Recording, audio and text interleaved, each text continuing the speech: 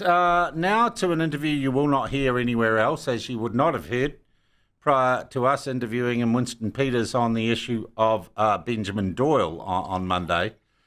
Joining us now is the person who over some time and for some time has been looking into the online personas of Benjamin Doyle, Green MP, otherwise known as BibleBeltBussy. And some of the stuff he's posted there and the stuff he's taken down there. Now, I've taken the unusual step of allowing this interview subject to be anonymous. I do know who this person is, and I've met them before, but they have asked, and we'll get a little bit into this, to be anonymous for the purposes of this. We're going to call them Holly Hecker, which is an X handle that this person has. Excuse me, for the purposes of this interview, Holly Hecker. And Holly Hecker joins us, and excuse us if this might sound a little muffled or weird. We're just taking some steps to protect the anonymity of our interview subject here, but I will attest as to the fact this is a real person. This is the person that led the compilation of the information around Green MP Benjamin Doyle, and Holly Hecker joins us now. Good morning to you. Good morning, Sean. Good morning. We've got you there. All right. I first just want to clarify for our listeners, why have you decided to be anonymous for the purpose of this interview? The online nature of social media these days, most people tend to be anonymous, but it's also very important just from a point of view. I'm a guy, I've got children, I've got a job, I've got a life, and we've seen what's happened to other people who speak out on particular issues. Can become quite nasty. Okay. Do you believe that you're in danger legally of defamation or anything else if you're identified? No. Okay, so it is simply the blowback from those you have raised questions about that has made you decide to be anonymous. Correct. All right. Okay, Holly Hecker, we will take that. Thank you for answering that question. So let's get into it. Why did you decide to start looking into the online life or online alter egos of a Green MP, Benjamin Doyle? Well, for some time now, just from the perspective of a concerned New Zealander, I've been looking at the whole construct of the political environment here, and we've seen some pretty alarming things.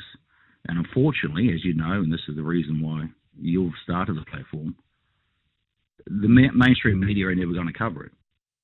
And there's a real superstructure, there's a leftist superstructure that's here now in New Zealand, threaded through the media, threaded through the political, both sides of the political divide, judiciary, the whole lot, all our institutions. So I've had an interest in this field for a while, and I know that, you do a great job, Sean, but you're a small enterprise. You don't have the resources to actually get down into the nitty-gritty and spend time, and that's what it comes down to, spending time and having a look at what these people really are, because they're telling us who they are every day. People just need a little bit of time, a little bit of help to interpret what it all means and how it all works. Did you do this research on your own? Did you have other people helping you? I had a friend. I've got a couple of friends who have helped me, who have a very similar frame of mind and are concerned about the course that this country is on, and we've seen it around the world. But a lot of this is led by people giving me a tip here or there. The way I actually found Mr. Doyle's profile was a friend of mine sending me a picture of Chloe, and it was just as people do. They send you a picture. Oh, look at this person. Look what she's doing. And it was a picture of her at a university. And what I did notice was in the background was a picture of Benjamin Doyle. We looked down. We had a look at who was tagged in it, and then we saw the name of the account, and I thought that was a bit weird. And then we both went in there and had a look around, and it was very disturbing. I can tell you now that both of us, we could not sleep that night after we saw what was in that account. All right. How long did you spend looking into that account? into the BibleBeltBussy account? 2 weeks.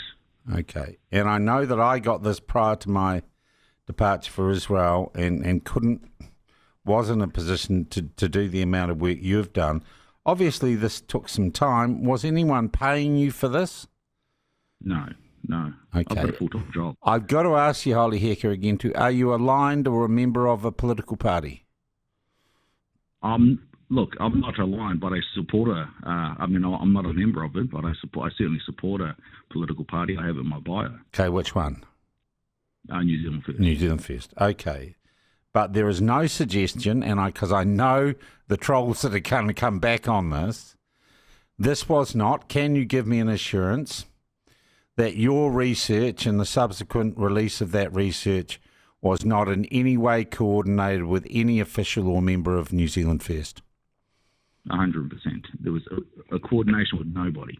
Right. It was myself and my friend. Neither of us are paid by anyone. We're not affiliated with any particular group or any group. Yeah. What we did, though, is distribute that dossier through channels, and I've got several contacts, and these aren't politicians, but they're people who are in the right place to get that information. Which is how it got its way into my hands a few weeks ago. Correct. Yeah. And as I say, my apologies, I simply didn't have the time or the resource before I left overseas to do much with it. Did major news organisations, did you get it through to them 4 or 5 weeks ago? I did.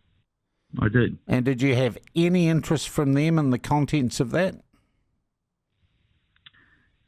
No, they didn't. What kicked it off is I sent it through to the centrist.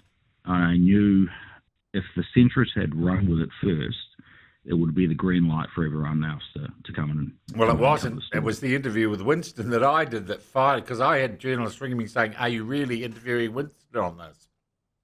So there's this hierarchy of credibility. We're slightly above the centrists for some reason, and then everyone else kicked in. Look, I want to say that dossier, and I want you to describe it rather than me disclose it.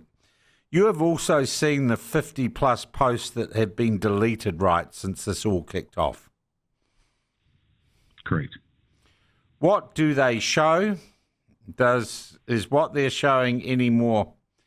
God, I've got to use the words concerning or provocative than what is left up there?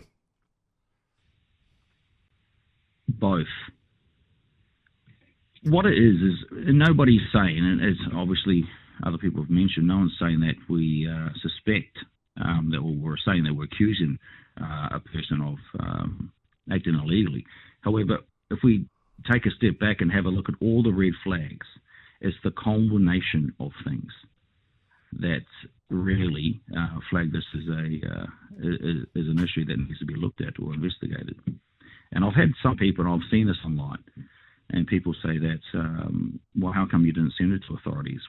I did. I sent this to... What authorities have you sent it to?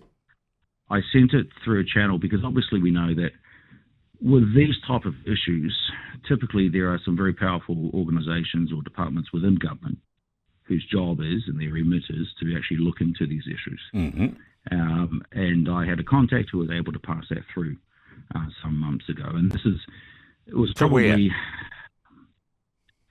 well, the DIA. Department of Internal Affairs had this information how long ago?